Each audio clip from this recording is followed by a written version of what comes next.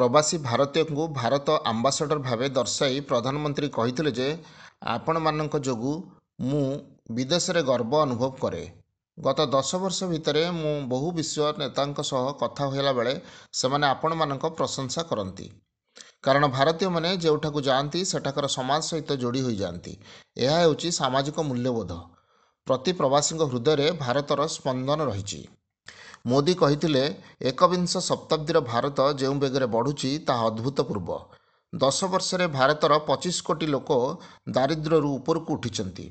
बृहत अर्थनीति दशम स्थान रे थिबा भारत पंचम स्थान को उठिथिबा बेले खूब शीघ्र तृतीय बृहत अर्थनीति रे परिणत हेब। भारतर सफलता को सारा विश्व देखुची।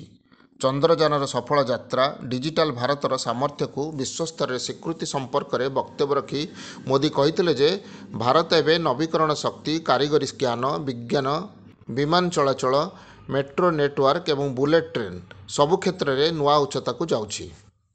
Bureau report Nagaraj news.